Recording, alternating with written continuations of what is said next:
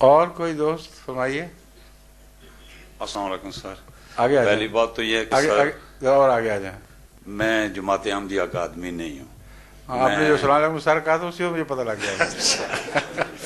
کیونکہ میں صدیقی صاحب کا دوست ہوں اس لیے احمدی نہیں. یہ تو خیر بات بتائے گا. اچھی وجہ بتائی آپ نے. آپ گجرات کے ہیں پیچھے سے؟ جی سر. گجرات کے ہیں؟ نہیں راول پنڈی کا ہوں. راول پنڈی کے. جی نام میرا راجہ محمد. کس علاقے کے؟ راول پنڈی. نہیں شہر کے گاؤں کے؟ شہر کا. اچھا جی. تو صدیقی صاحب میرے دوست ہیں, ان سے اکثر بیٹھتا رہتا ہوں, باتیں ہوتی رہتی ہیں. جی جی فرمائیے. تو ٹی وی پہ بھی آپ کا پروگرام آتا رہتا ہے. جی یہ دلی خواہش کہ آپ سے ملاقات کروں. ٹھیک ہے. تو وہ آپ کا پروگرام بھی آ جائے گا اب. جی. اچھا تو تھوڑا سا قصہ سناتا ہوں کہ میں نے چھٹی کی اپلائی کی تھی. اچھا. میں ایک فرم ہے وہاں پہ, ایک فورمین کافی عرصے سے. کس چیز میں؟ وہ پینٹنگ کی کمپنی ہے ایک. اچھا. مجھے تقریباً 25-26 سال یہاں پہ ہو گئے. تو مجھے چھٹی تو نہیں دے رہے تھے. ٹھیک. تو میں نے آنا ضروری تھا. ٹھیک. انہوں نے بولا بھائی شام کو بھی آج کام ہوگا اور صبح بھی کام ہوگا. ٹھیک ہے. میں نے کہا ٹھیک ہے, مگر میں نے نصیر صاحب سے وعدہ کیا تھا کہ میں سرکار سے ملوں گا. جی. وہ آج بات یہ ہوئی ہے کہ ان کی مشینیں خراب ہو گئی. میں لوگوں کو ذرا بتانا چاہتا ہوں کہ میری دل میں خواہش تھی کہ ملاقات کروں گا. مشینیں خراب ہوں گی. انہوں نے کہا کہ آج بھی کام نہیں ہوگا, سیٹرڈے بھی نہیں ہوگا, سنڈے ہوگا, منڈے کو کام ہوگا. شکر ہے. تو اللہ تعالیٰ نے مہربانی کیا, آپ سے ملاقات ہو گیا. سر میں ایک عرض کرنا چاہتا ہوں, یہ بھائی بھی بیٹھے ہیں, اگر میں کوئی غلط بات کروں تو محسوس نہ کرنا, اپنے نالج کے مطابق بات ہوتی ہے. بات یہ سر کہ اور آگے آ جائیں. احمدی جماعت کی تبلیغ یہ یورپ میں ہو رہی ہے, آگے پیچھے ہو رہی ہے, مگر یہ لوگ پاکستان سے کیوں آ رہے ہیں؟ کون لوگ؟ یہ احمدی جو ہیں. یہ پاکستان میں مقابلہ کرنا چاہیے. پاکستانیوں سے پوچھیں, پاکستانی حکومت سے پوچھیں, پاکستان کے مولویوں سے پوچھیں, پاکستان کے منصفوں سے پوچھیں, جن کے نزدیک, آپ کی عدالت عالیہ کے نزدیک, سر اگر کوئی احمدی کلمہ پڑھتا ہے تو ایک ایسا جرم ہے کہ اس کے نتیجے میں اسے پھانسی پہ لٹکا دینا چاہیے, اور اس کے خلاف 295 کا مقدمہ قائم ہونا چاہیے. جہاں جس ملک میں یہ حالات ہوں وہاں سے ہجرت کرنے کا حق ہے کہ نہیں ان کو؟ حق ہے سر, مگر اس کا کوئی الٹرنیٹو نہیں ہے. کسی جگہ پہ اس چیز کی اپیل کی جائے. یہ اگر پھانسی لگتے ہیں تو ان کو لگائیں نا, جو یہاں پہ ہالینڈ میں رہتے ہیں. یہ لوگ خدا کو گالی نکالتے ہیں. ہالینڈ میں جب یہ لوگ پاکستان جاتے ہیں, ان کے پاؤں کے نیچے ہاتھ رکھے جاتے ہیں, سر پہ اٹھایا جاتا ہے, بڑے بڑے اچھے. ان لوگوں کو جو ان کے متعلق آپ کہتے ہیں کہ خدا کے دشمن ہیں, جی, ان کو تو سر آنکھوں پہ بٹھاتے ہیں. Why after what is the reason I mean to اس لیے کہ ان کے رزق کی طرف نظر ہے. جی. بھکاری کا ہاتھ جو ہے وہ فیصلہ نہیں کیا کرتا. سر مغربی قومیں ہوں, امریکہ ہو, جو بھی ہیں, ان سب کے سامنے یہ جھک جاتے ہیں. اس لیے کہ عبادت یہ اپنے نفس کی کر رہے ہیں آج کل. سر اب آپ بڑے سمجھدار آدمی معلوم ہوتے ہیں مجھے باتوں سے, طرز سے, اور خدا کرے کہ میرا یہ حسن ظن سچا ہو. آمین. آپ نے اپنے گرد و پیش جو دیکھا ہے لوگوں کو, سر وہ اللہ کی عبادت کرتے ہیں یا اپنے نفس کی کرتے ہیں؟ نفس کی. سر نفس کی. اپنے نفس کی خاطر گدھے کو بھی باپ بنا لیں گے. بناتے ہیں. جب مقصد پورا ہو گیا تو باپ کو بھی گدھا کہہ دیں گے. سر یہ قومی کردار بن گیا ہے. جی. اور حکومت ہو یا اپوزیشن ہو, دونوں ہی مشرک ہو چکے ہیں. آپ دیکھیں کہ جب بھی کوئی حکومت پہ آتا ہے تو داتا دربار جا کر حاضری دیتا ہے, اور وہ جو فوت شدہ ایک انسان ہے اس سے وہ مرادیں مانگتے ہیں. یہ کس لیے؟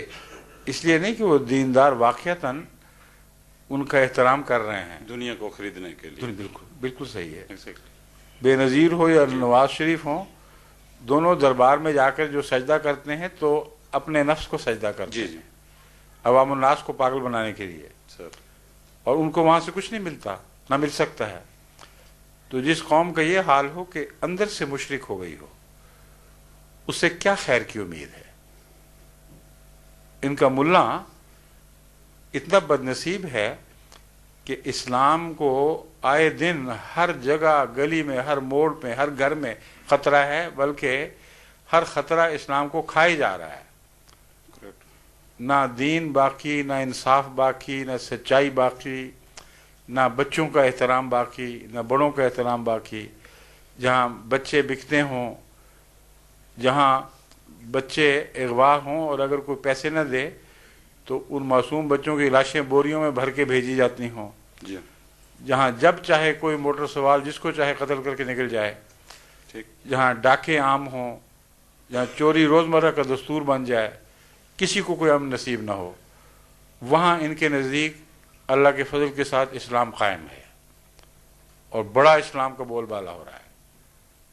اور جن بستیوں میں جہاں جماعت احمدیہ واقعتاً نیکی کی علمبردار ہے، سچائی کی تعلیم دیتے ہیں، نمازیں پڑھتے، عبادت کرتے، اللہ کے سوا کسی کو شریک نہیں ٹھہراتے، وہ ان کو سب سے زیادہ ظالم اور سفاک دکھائی دے رہے ہیں۔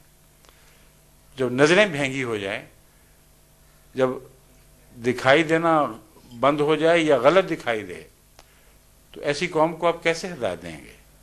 ٹھیک، دیکھیں، جب سے انہوں نے پاکستان میں جماعت احمدیہ کے خلاف فیصلہ کیا ہے، اس دن سے آج تک کی تاریخ دیکھ لیں، ان کا ہر قدم کس طرف اٹھ رہا ہے۔ آپ ایک نظر دوڑائیں، آپ کا دل فیصلہ کرے گا۔ خیر سر وہ تو نظر دوڑائی آپ مجھے یہ بتائیے کہ ایک بھٹو صاحب تھے، سر، انہوں نے یہ دعویٰ کیا کہ میں 90 سالہ مسئلہ حل کر رہا ہوں، اور علماء نے ان کے گھر پہ حاضری دی اور ان کو پھولوں کے ہار پہنائے اور کہا ہم سب آپ کے ہمیشہ کے لیے غلام بن گئے ہیں۔ یہ فیصلہ جو تھا، یہ علماء نے کہا کہ اسلام کی تاریخ میں سب سے بڑا فیصلہ ہے۔ تو مجاہد اعظم کون ہوا؟ بھٹو صاحب۔ دیکھ لیں ظاہر بات کی حالت کیا ہوئی ہے، ظاہر بات، ان کا کیا انجام ہوا؟ انجام تو آپ کے سامنے ہے۔ خدا تعالیٰ اپنے خدمت کرنے والوں کا ان سے یہ سلوک کیا کرتا ہے۔ نہیں، کس کی شہ پر انہوں نے کیا؟ سعودی عرب کے بادشاہ کی شہ پہ۔ اس کا اس سے پہلے ایک کانفرنس ہوئی تھی علماء سارے عالم اسلام کی، اس میں یہ فیصلے ہوئے، اور سعودی عرب کے شاہ فیصل نے پوری طرح ان کو آشیرواد دی، برکت دی کہ ہاں ہم تمہارے ساتھ ہیں، فیصلے کرو۔ ان کا کیا انجام ہوا؟ برا ہی ہوا۔ ساری عرب تاریخ میں ایک بھی ایسا شخص نہیں ہے ان بادشاہوں میں سے جو اپنے بھتیجے کے ہاتھوں اس طرح قتل ہو۔ اور اس کے بعد پیچھے پیچھے ضیاء صاحب آ گئے، انہوں نے کہا جو رہی صحیح کسر رہ گئی تھی خدمت اسلام کی وہ میں پوری کروں گا۔ ٹھیک ہے، غلط؟ جی ہاں، ٹھیک ہے، 1988 میں ہاں۔ پھر جب انہوں نے وہ خدمت کر دی تو ان کا کیا انجام ہوا؟ وہی ہوا۔ اتفاقات ہیں یہ؟ اتفاق تو نہیں، اتفاق تو ہو نہیں سکتے۔ ایمانداری سے بات کی جائے تو یہ اتفاق تو نہیں ہے۔ اوپر تلے ان لوگوں کا انجام جنہوں نے مولویوں کی دانست میں اس دور میں اسلام کی سب سے بڑی خدمت کی، ان کا یہ انجام ہوا۔ سر، اب جو مباہلہ ہوا ہے، پہلے مباہلے سے بھاگ گئے تھے کہ ہم اکٹھے ایک جگہ نہیں ہو، تم سعودی عرب آؤ، وہاں پاکستان آؤ، اس طرح یہ پیچھا چھڑا رہے تھے۔ میں نے مولویوں سے کہا کہ اب تم یوں کرو کہ اس طرح مباہلہ نہ کرو، لعنت ڈال دو۔ لیکن ہم جو کہتے ہیں کہ جھوٹ ہے، تم جو دعوے ہمارے خلاف الزام لگا رہے ہو سراسر جھوٹ ہے، اس میں سے ایک ایک الزام اٹھاؤ اور خدا کی قسم کھا کے کہو کہ سچ ہے۔ تم کہتے ہو ہم نے حضرت مرزا صاحب کو آزاد نبی بنایا ہوا ہے، محمد رسول اللہ سے یہ غلام نہیں بلکہ ان کے ہم بلہ، بلکہ ان سے بھی افضل۔ یہ الزام جو تم پاکستان کی گلی گلی میں گند اچھالتے ہو، تو اب آؤ میدان میں اور آمنا سامنا بے شک نہ ہو، تم صرف اخبار میں یہ اعلان کر دو کہ یہ ہمارا الزام ہے، ہم اللہ تعالیٰ کو حاضر ناظر جان کر کہتے ہیں کہ یہ بالکل سچی بات ہے، اور اگر ہم جھوٹ بولتے ہیں تو جھوٹے پر لعنت، اور اگر ہم سچے ہیں تو احمدیت کو برباد کر دیں۔ اس میں کون سی نامعقول بات تھی؟ کوئی بھی نہیں۔ اس سے بھی بھاگنے شروع ہوئے اور بہانے بنا کے ہاں ہم مبالغہ قبول کرتے ہیں، مگر جب میں کہتا تھا بتاؤ وہ کون کون سی باتیں ہیں جن کو تم سچا کہتے ہو، ان کا نام لے کر انکار کرو، تو سب بھاگ جاتے تھے۔ پھر میں نے ان کو کہا کہ اچھا اب یہ ہے تو یہی صحیح، اب ہماری طرف سے یک طرفہ لعنت شروع ہو چکی ہے، اب انتظار کرو، اور مجھے یقین ہے کہ آپ کے ساتھ خدا وہ سلوک کرے گا کہ دنیا دیکھے گی اور پہچانے گی۔ اور جو آپ کا بس چلتا ہے کریں، آپ احمدیت کی ترقی کی روک نہیں بن سکتے۔ چنانچہ اس آخری چیلنج کو انہوں نے یہاں انگلستان کے علماء نے، جو آپ کے علاقے سے تعلق رکھنے والے ہیں، بریلوی اس کے گولڑا شریف کے مرید ہیں، جی لندن میں اور بلکہ انگلینڈ میں جن علماء کا قبضہ ہے اصل، جی وہ سب گولڑا شریف کے مرید ہیں، اور ان سب نے متفقہ طور پر اس چیلنج کو قبول کیا اور مسجدوں میں جمعے کا دن ایک منایا، اس میں یہ دعا کی کہ اے خدا اس صدی سے بلکہ اس سال سے پہلے پہلے احمدیت کی ساری دنیا سے صف لپیٹ دے، کیونکہ ہم سچے ہیں اور یہ جھوٹے ہیں، اور لعنتیں ڈالیں۔ اور اس اعلان کے چند دن کے بعد ان کے پیر صاحب اچانک فوت ہو گئے، اور ان کو وہاں جہاں یہ اکٹھے ہوئے تھے وہاں آپس میں پھر لڑائیاں شروع ہو گئیں اور جوتیوں میں دال بٹنے لگی۔ وہ اکٹھ جو تھا وہ ایک دو دن بھی نہیں رہا، آگے عید آنے والی تھی، عید میں نمازیں الگ الگ ہو گئیں۔ تو میں نے یہی دعا کروائی تھی جماعت کو کہہ کے کہ اے خدا مزقہم کل ممزق وساحقہم تسحیقا، اگر ہم سچے ہیں اور یہ جھوٹے ہیں تو ان کو ٹکڑے ٹکڑے کر دے۔ ٹکڑے ٹکڑے ہونے شروع ہوئے، پاکستان میں بھی ان کا اتحاد ٹوٹ گیا، ٹکڑے ٹکڑے ہوئے، شیعہ سنی کے فساد اتنے بڑے کہ ایک دن آج نظر نہیں آتا اخبار جس میں کسی کا قتل نہ ہوا مذہبی نقطہ نگاہ سے۔ اور وہ جنہوں نے ہمارے خلاف اکٹھ کیا تھا اب ایک دوسرے کے گردن کاٹنے لگے ہیں۔ اور جو نہایت دردناک واقعہ ہوا ہے حج کے موقع پر، جی اس کا پہلے تو مجھ سے جب پوچھا گیا تھا تو میں نے کہا کہ جب تک مجھے یقین نہ ہو کہ یہ مباہلے کے نتیجے میں ہے، محض ایک آفت کو مباہلے کا نتیجہ قرار دینا جائز نہیں ہے۔ یہ میں نے پہلا اعلان کیا۔ جی لیکن بعد میں جب وہاں سے خبریں ملیں اور حج کرنے والے احمدی واپس لوٹے ہیں تو اب مجھے ایک ذرہ بھی شک نہیں رہا کہ اللہ تعالیٰ نے یہ مباہلے کی قبولیت کا نشان دکھایا سر، میں ادھر ایک چھوٹی سی عرض کروں گا، جی ڈونٹ مائنڈ۔ جی باتیں ہو رہی ہیں تو بات کرنی چاہیے کہ دل کو تسلی کے لیے۔ اچھا سر، بات یہ جب مبالہ ہوتا ہے، دعا مانگی جاتی ہے، تو یہ ان غریبوں پہ تو نہیں ہونا چاہیے، ان پہ پڑھنا چاہیے جو جھوٹ بول کر لوگوں کو گمراہ کر رہے ہیں۔ میں آتا ہوں اس طرف ابھی، سر اس کا جواب الگ ہے، بعد میں دوں گا۔ Right sir. ساری قوم کو مباہلے کی دعوت تھی سر لیکن آپ شاید یہ بات بھول جاتے ہیں کہ علماء جب گمراہ کرتے ہیں تو ظلم کرنے والے عوام ہوتے ہیں، ان کے پیچھے لگ کر گھر جلانے والے عوام ہوتے ہیں، ان پڑھ عوام، غریب لوگ۔ اور سیاست میں بھی یہی ہو رہا ہے، ایگزیکٹ یہ ہر جگہ۔ جی تو جو جن کے ذریعے یہ ظلم کرتے ہیں وہ کس طرح سزا سے بچ سکتے ہیں؟ جب بھی فساد کی طرف ان کو بلایا جائے وہ لبیک کہہ کے آگے آ جاتے ہیں، جب ان کو نماز کی طرف بلایا جائے تو منہ پھیر کے دوسری طرف چلے جاتے ہیں۔ تو یہ خیال کہ عوام الناس معصوم ہیں یہ درست نہیں ہے۔ روزمرہ جو ظلم ہو رہے ہیں پاکستان میں، ان میں عوام الناس ملوث ہیں، صرف طاقت کی بات ہے، جس کو جب طاقت ملے وہ ظلم کرتا ہے۔ تو اللہ تعالیٰ ناانصافی نہیں کیا کرتا۔ اب سنیے حج والا قصہ۔ جو احمدی واپس آئے ہیں انہوں نے کہا کہ اس واقعہ آگ کے لگنے کے واقعہ سے ایک دن پہلے خانہ کعبہ میں باقاعدہ رسمی طور پر مباہلے کی دعوت کو قبول کیا گیا، اور خانہ کعبہ کے گرد علماء نے بلند آواز سے ساری قوم کو بلایا اور کہا اے خدا، ہم اس خانہ کعبہ کا دامن پکڑ کے کہتے ہیں کہ ہمیں منظور ہے اور ہم سچے ہیں اور ان پر لعنت ڈال، اور اگر ہم جھوٹے ہیں تو ہم پر لعنت ڈال۔ اور دوسرے دن وہاں ایسی آفت پڑی ہے بہت بڑی کہ کوہرام پڑ گیا۔ جی پہلے کہتے تھے 300 کے قریب، اب 500 لاشیں تو بے پہچانی پڑی ہوئی ہیں ان کے لاش خانوں میں۔ جی اور جو واقعہ آنکھوں دیکھا لوگوں نے بتایا ہے وہ تو عذاب الہی کے سوا اور کچھ بھی نہیں۔ اس وقت بھی لوگ عذاب الہی کہہ کر شور مچا رہے تھے۔